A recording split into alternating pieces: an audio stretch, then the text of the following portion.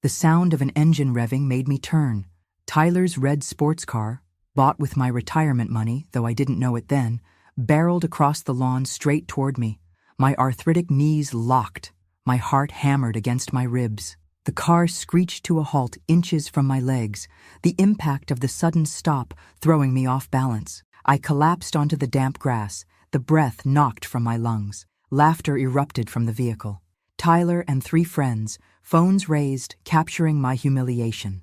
"Too slow, Grandma," Tyler called out, his handsome face, so like his grandfather's, twisted with cruel amusement. 1 week later, we sat in the living room, the evening news flickering on the television. "Dangerous Gen Z pranks targeting the elderly," announced the anchor. And suddenly there I was, sprawled on the ground, my fear broadcast for all to see. "Turn it off," I whispered. Robert, my son, my only child, sighed heavily before clicking the remote. "Mom, you're overreacting. It was just a joke. Tyler would never hurt you." Diane, his wife, didn't even look up from her phone. "The neighbors probably think we're raising a delinquent now." "I could have broken a hip," I said, my voice smaller than I intended. "But you didn't," Robert replied, exasperation edging his tone. "You're fine. Stop making everything so dramatic." That night, I lay awake in my too small bedroom, once a storage closet, before they renovated it for me when I moved in 5 years ago after Frank died. Voices drifted through the thin walls. "The Peaceful Pines has openings," Diane was saying. "With her pension and insurance, we could cover it and finally remodel the kitchen." "She's getting worse," Robert agreed. "The doctor said these episodes of confusion might increase." "What doctor?" I hadn't seen any doctor who said such things. "Tyler's incident might be a blessing in disguise," Diane continued. "If she's afraid of him, she might agree to the facility more easily." My throat tightened as the reality crashed over me. I wasn't family. I was an inconvenience, a resource, a problem to solve. I clutched Frank's photograph to my chest, the only possession they hadn't stored for safekeeping in the attic. "What do I do now?" I whispered to his smiling face, tears sliding down my cheeks. His eyes, forever frozen in that moment of joy, seemed to harden with determination. That night, something awakened in me, something I thought had died with Frank, something with teeth. The breakfast table fell silent when I entered the next morning. Tyler smirked behind his cereal bowl. Robert cleared his throat awkwardly, exchanging glances with Diane. "Sleep well, Mom?" Robert asked, his voice dripping with false cheerfulness. I nodded, watching them carefully. How had I missed it before? The way they spoke over me, around me, through me, as if I were already gone. "I was thinking of visiting Judith today," I said, spooning yogurt I didn't want. Judith Levine, my closest friend and a retired attorney. We'd taught at the same university for decades. "Oh, I don't think that's a good idea," Diane said quickly. "You seem tired. Why don't you rest today?" "I can drive myself." "I've been driving for 60 years, Robert chuckled. "Mom, we sold your car last year, remember? You agreed it wasn't safe anymore." I didn't remember because it never happened. My Volvo disappeared after my bout with pneumonia. "I'll call a taxi," I said, reaching for my purse. "Your phone is charging," Emma said softly. My granddaughter, the only one who still looked me in the eyes. "I'll get it." She returned with a chunky plastic device I'd never seen before. "We got you a new phone, Grandma," Tyler explained with exaggerated patience. "Simplified for seniors. No confusing internet stuff." I turned it over in my hands. No internet, no access, no Judith's number programmed in. "I think I'll rest after all," I said, retreating to my room. Later, searching through my closet for my old address book, I discovered my documents box had been organized. My financial statements were missing, my checkbook gone, my house deed from Vermont, the one Frank and I had restored during summer breaks, nowhere to be found. When confronted, Robert sighed like I was a difficult child. "Mom, we sold the Vermont house 2 years ago. You signed the papers right here." He tapped the dining table. "You were happy about it, remember? You said maintaining 2 properties was too much." "I never said that. I would never have sold our sanctuary." "Show me the paperwork," I demanded. "It's filed away at the bank," he replied smoothly. "The doctor warned us about these memory lapses. It's why we're concerned." That night, I methodically went through my room, finding evidence of systematic erasure, photos missing, books donated, clothes simplified, My life was being curated out of existence. Emma knocked softly around midnight, her young face troubled. "Grandma, are you okay? I heard you moving around." I studied her, the only one who seemed genuinely concerned. Robert's daughter, but with none of his calculating coldness. "Emma, dear," I whispered, "do you think I'm confused?" She glanced nervously down the hall before meeting my eyes. "No, Grandma. I think something's wrong, but it's not with your mind." A tiny spark of hope flickered in my chest. I wasn't alone after all. Emma slipped into my room 3 days later, clutching a tablet to her chest, her computer science textbooks tucked under her arm. "For your old TV shows," she whispered, showing me how to use the device. "Hide it when Dad comes in." The weight of the tablet in my hands felt like freedom. For 40 years, I'd taught American literature to college students, keeping pace with changing technology. Before moving in with Robert, I'd managed my investments online, taught virtual seminars, wrote articles on digital education. They'd erased that woman, replacing her with a helpless caricature of senility. I waited until the house was silent before powering on the tablet. The blue light illuminated my determined face as I reacquainted myself with the digital world. A week later, Emma rushed in after her programming class, excited to show me family photos she'd digitized. Her laptop whirred between us on the bed as she scrolled through images of Frank and me in younger days. "Dad has a meeting and Mom's at book club," she said. "Tyler's out with friends. We have 2 hours." A knock at the front door startled her. "That's my study group." She hurried out, leaving her laptop open, logged into her accounts. My hands trembled as I moved to close it. Then I noticed she had access to the family's shared cloud storage, a digital archive Robert had created for important family documents. Emma had mentioned once that her father insisted everyone use it for security purposes. I hesitated only briefly before opening it. The evidence was there, carefully categorized in Robert's methodical filing system.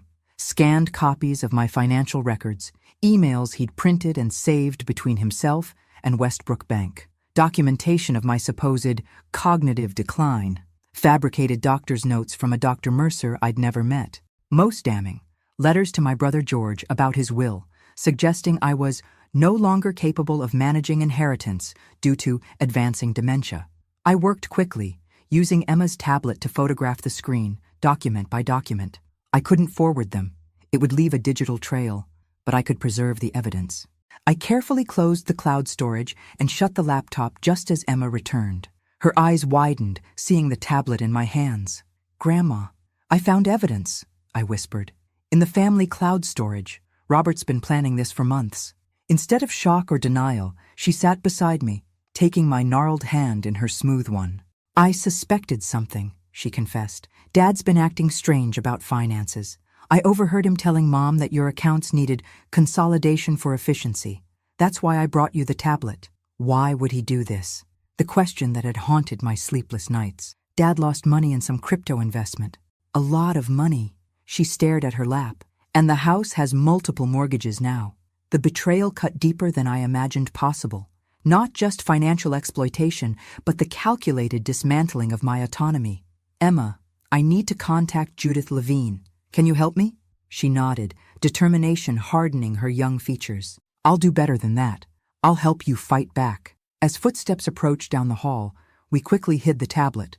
Robert appeared, smiling blandly. "Everything okay in here? Taking another trip down memory lane?" I matched his smile with practiced docility, just remembering better days. In that moment, I made a decision. They wanted a confused old woman? I would give them one. A performance so convincing they would never see the storm gathering behind my faded blue eyes. Dr. Harris studied my test results, his forehead creased with concern. Robert shifted impatiently in the plastic chair beside me. "Mom's episodes are getting worse," he informed the doctor. "She's paranoid, hiding things, accusing family members of stealing." Dr. Harris nodded professionally. "Mrs. Foster, would you mind if I speak with you alone for a few minutes? Standard procedure." Robert hesitated. "She gets confused without me." "Just 5 minutes," the doctor insisted. When the door closed behind my son, I straightened in my chair. The confused shuffle vanished from my posture. "He's stealing everything," I said quietly. "My home, my money, my dignity." Dr. Harris leaned forward.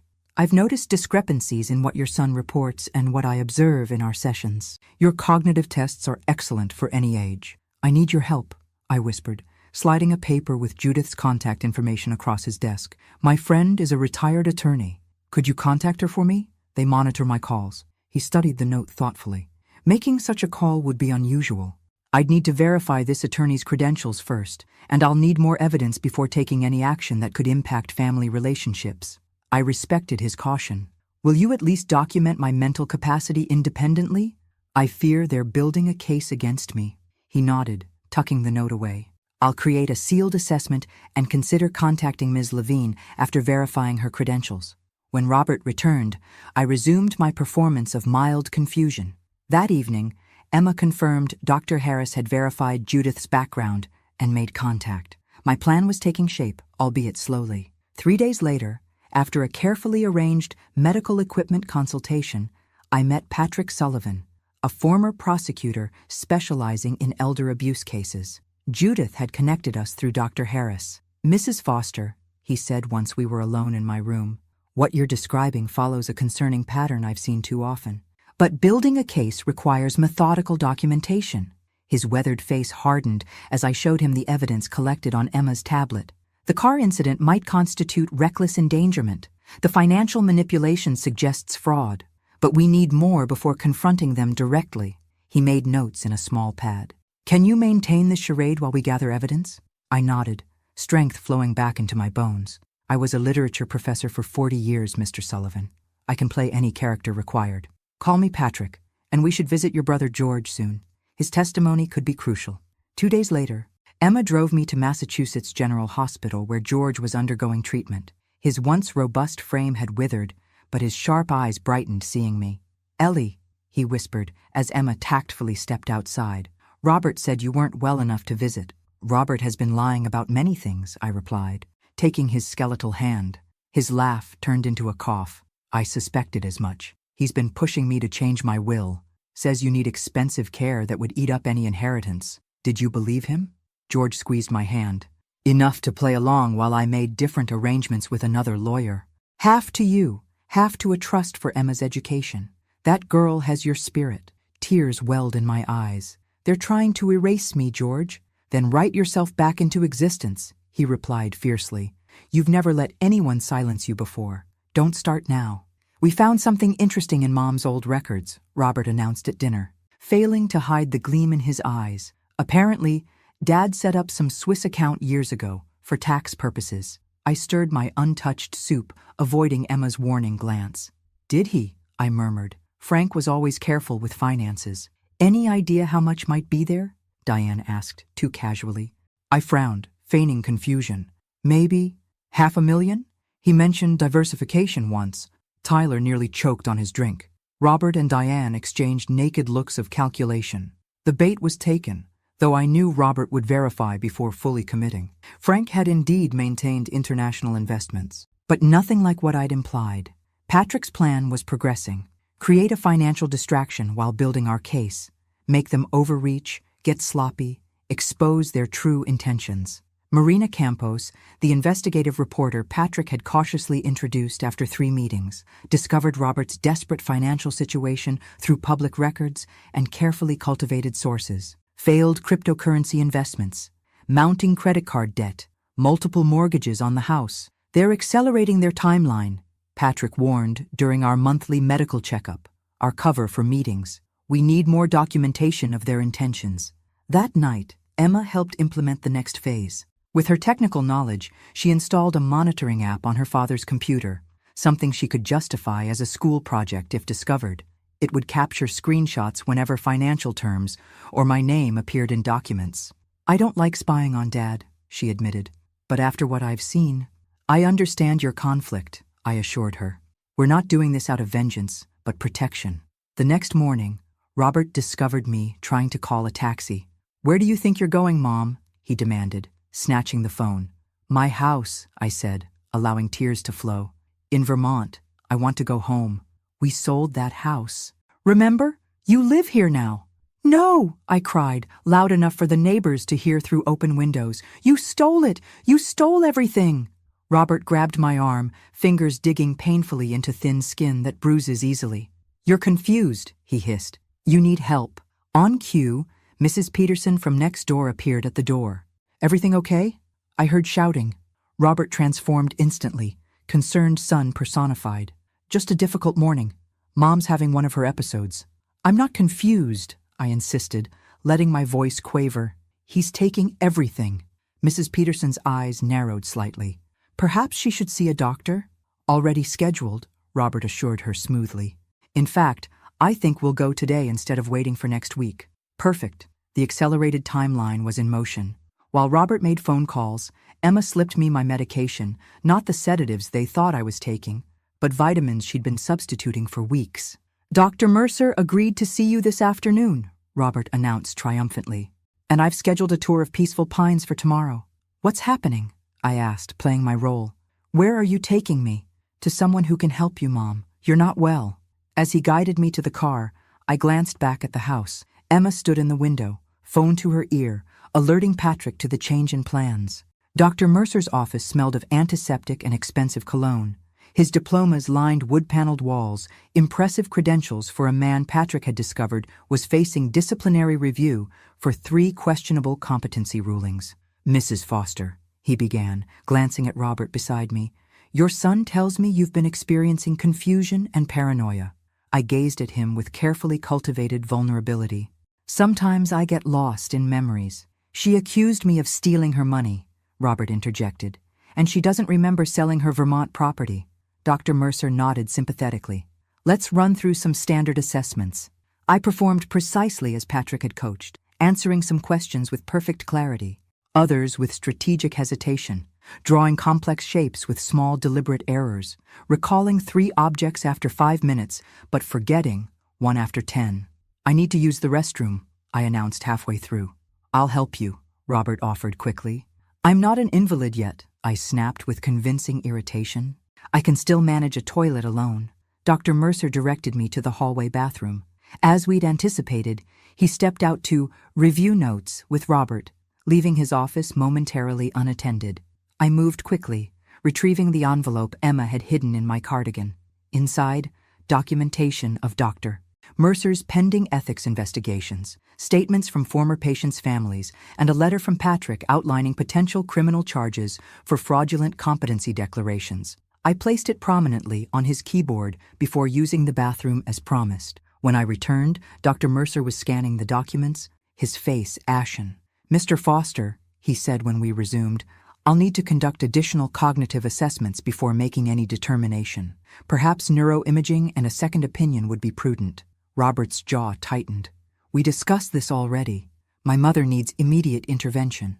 "Medicine requires thoroughness, Doctor," Mercer replied stiffly. "I can't recommend guardianship proceedings based on today's evaluation alone." In the car afterward, Robert gripped the steering wheel until his knuckles whitened. "We're still touring Peaceful Pines tomorrow. You'll see how nice it is." I gazed out the window, watching familiar streets pass. "Your father was disappointed when you dropped out of college to pursue that get-rich-quick scheme." "What?" He swerved slightly. "Just remembering," I murmured. "You remind me of my father sometimes. He tried to control everything, too. Even tried to prevent me from attending university to keep control of my inheritance." Robert's breathing quickened. "You're confused again." "Perhaps," I conceded. "Memory is such a fragile thing, or such a powerful one." That evening, while Robert made agitated phone calls in his study, Emma helped me pack a small overnight bag. "Everything's ready," she whispered. "Patrick contacted Peaceful Pines. The director understands the situation." "And your mother?" Emma's eyes hardened. "Mom's more involved than I realized. I found emails showing she's been researching how to sell your jewelry collection." I nodded, unsurprised. Diane had always been Robert's willing accomplice, though careful to maintain plausible deniability. "What about you?" I asked, stroking her cheek. "This will change everything." "You taught me about integrity when I was little," she replied. "Remember the story about the emperor's new clothes? How only the child was brave enough to speak the truth?" I smiled, recalling reading her that tale on countless evenings while Robert and Diane attended their social functions. "Sometimes family isn't who you're born to," I told her. "It's who stands beside you when truth costs something." Susan Miller, director of Peaceful Pines, greeted us in the marble-floored lobby. Her handshake lingered on mine, a silent communication. "Mr. Foster, Why don't you explore our community room while I show your mother our standard intake procedure? It's protocol to speak with prospective residents privately. Robert hesitated. My mother gets anxious alone. I'll manage, I assured him meekly. You've made all the other decisions. Once inside her office, Susan's professional smile transformed into determined efficiency. Mrs. Foster, Patrick Sullivan contacted me yesterday. I've reviewed the preliminary evidence he provided, and if accurate, it's deeply concerning. Are you prepared to proceed with the intervention? I nodded, abandoning my confused facade. Completely. She made a quick call. Within minutes, Dr. Harris arrived through a side entrance. Perfect timing, he announced. I have a medical transport ready. Mrs. Foster appears to be experiencing concerning symptoms that require immediate hospital evaluation. When we returned to the lobby, I leaned heavily on Dr. Harris, my breath deliberately labored. Robert, I gasped, clutching my chest theatrically. What's happening? He demanded, rushing forward. Possible TIA, Dr. Harris explained, using the medical term for a mini-stroke. I'm admitting her to Memorial immediately for evaluation. I'll come with you, Robert insisted. Please follow in your car, Dr. Harris countered smoothly. We need to move quickly. The ambulance whisked me away. Sirens silent but lights flashing. Through the rear window, I watched Robert's face contort with frustrated calculation. At Memorial Hospital, the real work began. Not medical treatment.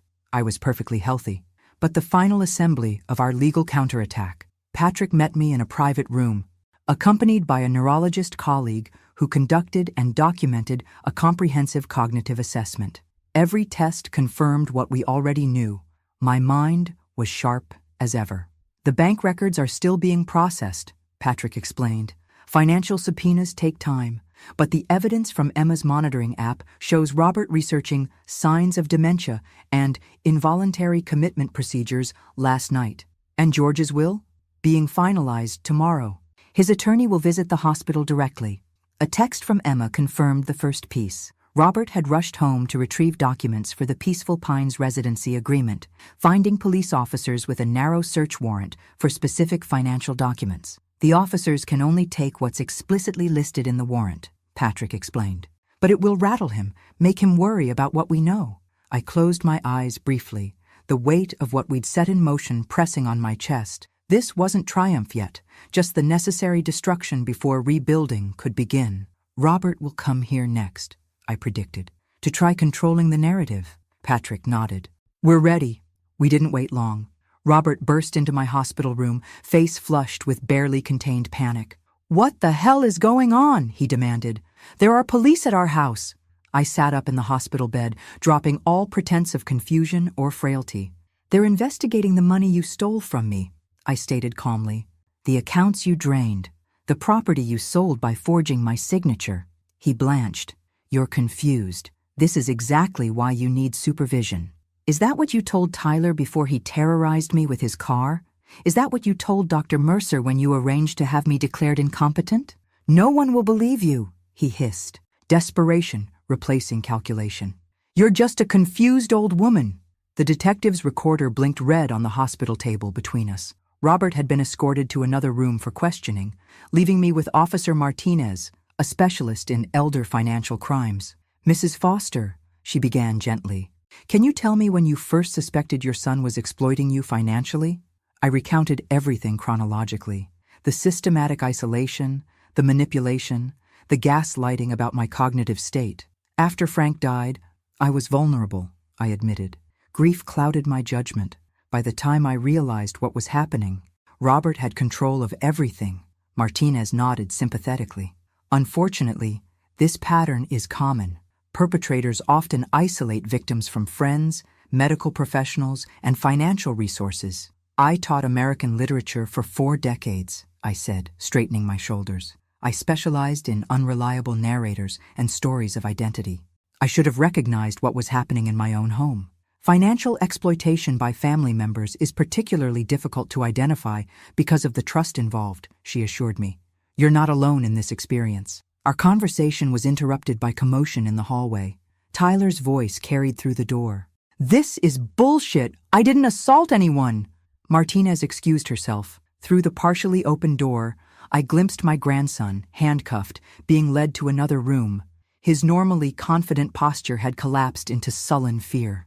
Emma slipped in during the disruption, her face drawn with exhaustion. Tyler's friends turned over the original car video, she reported. The one where they clearly planned the whole thing as a test to see how you'd react under stress. The detective is treating it as evidence of premeditated assault. And your mother? They're questioning her separately. She's claiming she was just following Dad's lead, that she didn't understand the extent of what was happening. I sighed. That fits her pattern. Diane always maintained plausible deniability while benefiting from Robert's schemes. Emma nodded sadly. I found records of her researching retirement communities months before they started talking to you about them. I closed my eyes briefly. This family is fracturing beyond repair. No, Emma contradicted firmly. This family was broken when they decided to exploit you instead of honor you. What's happening now is justice. Patrick returned with Dr. Harris, both wearing expressions of cautious optimism. The initial financial investigation confirms unauthorized transfers from your accounts, Patrick reported. The bank has frozen further activity pending the investigation. What happens now? I asked. The legal process will take time, Patrick cautioned. Criminal investigations, especially financial ones, proceed slowly. Robert will likely be released pending charges once the initial questioning is complete. And Tyler? That depends on whether you want to pursue assault charges for the car incident. I considered this. Remembering the terror as the car rushed toward me, the humiliation of my fall broadcast on local news. I want accountability, I said finally, but also restoration. Tyler is young. There's still hope for him to learn and change. Patrick nodded. We can recommend diversion with mandatory community service at a senior center, plus restitution. What about me? I asked the question that had haunted me for months. Where will I go when this is over? I've been researching senior apartments, Emma offered. Places with independence but support available if needed. And financially? The fear of poverty at my age was real. That's part of the legal process, Patrick explained. Asset recovery takes time, but with George's bequest and eventual restitution, you should be secure. A knock at the door interrupted us. Robert entered, escorted by an officer. His lawyer had apparently arranged a supervised visit. Mom, he began, voice honeyed with false concern. There's been a terrible misunderstanding. I've only ever wanted what's best for you. I met his gaze steadily. Robert, I changed your diapers. I helped you with homework every night. I nursed you through chickenpox and heartbreaks. I paid for your education with money I earned teaching night classes after your father died. His confident mask slipped slightly. How did we get here? I asked quietly. When did I transform from your mother into an inconvenience, to be managed, then erased? The legal system moves with glacial deliberation. In the 6 months following my hospitalization, I established a new life, while the courts processed the evidence against Robert. My small apartment in Riverside Seniors Community became a sanctuary. 1 bedroom, a tiny kitchen, and a living room with windows overlooking a community garden. Most importantly, a door with my own key, locks no one else controlled. Emma visited daily at first, helping arrange my salvaged belongings and technology. A new laptop, a proper smartphone. Reconnection to the world Robert had systematically cut me off from. Judith became my regular lunch companion, her legal mind helping navigate the complexities of recovery. The prosecutor is still building the case against Robert, she explained over tea. Financial crimes require extensive documentation. They're tracking transactions going back 3 years. And Tyler? The juvenile court approved the diversion program. He's doing 20 hours weekly at Oakwood Senior Center plus therapy. I nodded, relieved yet sorrowful. Have you seen him there? Once, Judith admitted. He looked different, less entitled. The director says he's actually connecting with some of the residents. Recovery of my financial assets proved complicated. Some were gone forever, lost to Robert's failed investments. Others remained tied up in legal proceedings. But George's bequest provided immediate security, and the senior apartment was affordable with my restored Social Security and pension. Diane filed for divorce, claiming Robert's criminal activities blindsided her. The evidence Emma had gathered showed otherwise. Diane had been aware of and benefited from the exploitation, though less actively involved than Robert. Marina's investigative series on elder financial exploitation brought wider attention to the issue. Without using our names, she highlighted how families can systematically erase an elder's autonomy through isolation and manipulation. The responses surprised me. Dozens of emails from readers sharing similar experiences, thanking Marina for exposing this hidden epidemic. "Would you consider speaking to some of these people?" Marina asked during one of our interviews. "Many feel so alone in their experiences." Thus began our monthly support group. 10 of us initially, meeting in the Riverside Community Room, elders who had faced exploitation, now reclaiming their voices and dignity. Martha, whose daughter emptied her accounts while serving as power of attorney. James, whose grandson stole his identity to open credit cards. Sophia, whose family tried having her declared incompetent after she refused to sign over her house. "You gave us a template for fighting back," Martha told me, her arthritic hands clasping mine.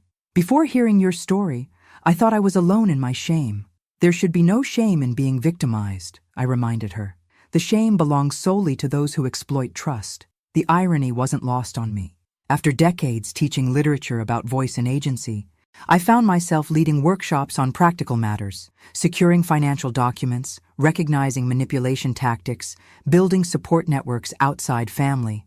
Robert, released on bail while awaiting trial, attempted contact through increasingly desperate messages. "He says the house is being foreclosed," Emma reported during one visit. "He wants to negotiate." "What does he expect me to do?" I asked, genuinely curious about his reasoning. "Save him," she replied simply, "like you always did before." I considered this while watering my small collection of potted herbs. The basil and thyme that had begun as withered stems now flourished in the sunlight. "Some things can't be saved," I said finally, "and some things shouldn't be. The court finds the defendant guilty on all counts of financial exploitation of an elder, fraud, forgery, and misuse of power of attorney." The judge's pronouncement echoed in the silent courtroom. 18 months after my hospitalization, justice arrived in the form of a 3-minute statement. Robert, once imposing in his executive suits, seemed diminished in court-mandated attire. He didn't look at me when the sentence was announced: 5 years probation, restitution of $342,000, community service, and permanent prohibition from serving as fiduciary for any person. No jail time, but something more meaningful to a man like my son: public humiliation and financial accountability. Outside the courthouse, reporters clustered with microphones and cameras. Marina stood slightly apart, respectful of boundaries we'd established months earlier when collaborating on her book about elder financial protection. "Mrs. Foster, how do you feel about the verdict?" called a young journalist. I paused, considering my words carefully. Emma squeezed my hand in support. "Today isn't about feelings," I replied. "It's about accountability. Financial exploitation of elders is a hidden epidemic in this country. If my case helps one person recognize the warning signs and seek help, then something meaningful has emerged from this pain." Patrick guided me through the crowd to a waiting car. "You've become quite the advocate," he observed as we drove away. "The support group has tripled in size." "People need to know they're not alone," I said simply. "That their stories matter." My new life had found unexpected purpose. The support group evolved into a formal organization, Elders with Voice. We provided peer counseling, financial literacy workshops, and community education about exploitation warning signs. The apartment became a hub of activity, Emma helping create educational materials, Judith providing legal guidance, Marina connecting us with media outlets interested in our mission. At 85, I found myself busier than I'd been in decades. The university invited me to guest lecture on elder rights in their social work program. Adult Protective Services requested training sessions for their staff. One autumn afternoon, as golden light filtered through my windows, a hesitant knock interrupted my preparation for a presentation. Tyler stood in the hallway, thinner and somehow older than his 21 years. The arrogant teenager was gone, replaced by a young man with wary eyes and uncertain posture. "Grandma," he said, the word catching in his throat. "I wasn't sure you'd see me." I studied him, noting the community service vest from Oakwood Senior Center. "Come in," I said, stepping aside. "I just made tea." He perched awkwardly on the edge of my sofa, declining refreshments. "I completed the diversion program," he began. "But I kept volunteering at Oakwood. I'm working there part-time now, while taking community college classes." I nodded, waiting. "I wanted to apologize," he continued, eyes fixed on his hands. "Not just for the car incident, but for everything before that. For seeing you as less than a person. What changed? I asked, genuinely curious. At Oakwood, I met Mr. Simmons, former history professor. Brilliant mind trapped in a body that's failing him. Tyler looked up finally. He taught me chess, tells incredible stories about civil rights marches he participated in, makes me laugh with his terrible jokes. He swallowed hard. One day I realized, this is what I almost missed with you. This is what Dad taught me to throw away. I felt the hard shell around my heart crack slightly. Have you spoken with your father? Tyler nodded. He's struggling with the restitution payments, working delivery jobs since no company will hire him in finance anymore. And your mother? Living with her sister in Connecticut. She's taking accounting classes. I never planned to become an activist at 85, I told the audience, my voice carrying clearly through the university auditorium. I simply refused to be erased. 2 years after the court verdict, my memoir, co-written with Marina, had become required reading in elder law and social work programs nationwide. Today's lecture was my 4th this month. Financial exploitation of elders is particularly devastating because it combines economic harm with profound emotional betrayal, I continued. When the perpetrator is family, the victim often suffers in silence, trapped between self-preservation and family loyalty. The standing room-only crowd included students, professionals, and community members. In the front row sat Emma, now a cybersecurity specialist developing software to protect seniors from financial scams. Beside her, Judith beamed with pride. More surprising were the figures in the back. Tyler, now working full-time at Oakwood while finishing his degree in gerontology, and beside him, after months of hesitation and 2 canceled appointments, Robert. My son had completed his probation, paid the court-ordered restitution, and repeatedly requested reconciliation. Today marked the first time I'd agreed to his presence at a public event. The question I'm asked most frequently, I continued, is whether I've forgiven my family. The answer isn't simple. Forgiveness isn't a single moment, but a process that requires accountability, changed behavior, and time. I made brief eye contact with Robert, whose face remained carefully neutral. Some relationships can be rebuilt after exploitation. Others cannot. What matters most is that elders reclaim their autonomy to make those choices freely, without manipulation or pressure. After the lecture, supporters clustered around, sharing stories and asking questions. I noticed Robert hanging back, uncertain of his welcome. Eventually, the crowd thinned, leaving just family in the empty auditorium. You spoke beautifully, Grandma, Emma said, embracing me. Professor Williams wants to develop a full course around your work. Not bad for a woman they tried to declare incompetent, Judith added with satisfaction. Tyler approached cautiously, our relationship still navigating new boundaries. The Oakwood residents would love if you'd come speak to our community group. I'd be happy to, I agreed, watching Robert over Tyler's shoulder. Emma sensed the tension. We'll get the car ready, she said, guiding Tyler and Judith toward the exit. Robert remained motionless until we were alone, then moved slowly forward. You look well, he offered awkwardly. I am well, I confirmed. The memoir publication has been more successful than anticipated. He nodded, searching for words. I've been attending the therapy sessions, as required by the court. And it's revealing patterns I didn't recognize before. Behaviors I learned from my grandfather, his treatment of my grandmother. He met my eyes briefly. It doesn't excuse anything I did. No, I agreed. It doesn't. We stood in uncomfortable silence, mother and son separated by betrayal, yet bound by decades of complicated history. I don't know if you can ever forgive me, he said finally. I'm not sure you should, but I am sorry, Mom. Truly sorry. I studied him, looking for the boy who once brought me wildflowers and asked for extra bedtime stories. The young man who helped care for Frank during his final illness. The father who taught Emma to ride a bicycle with endless patience. Thanks for listening. Don't forget to subscribe and share your story in the comments. Your journey might inspire another queen.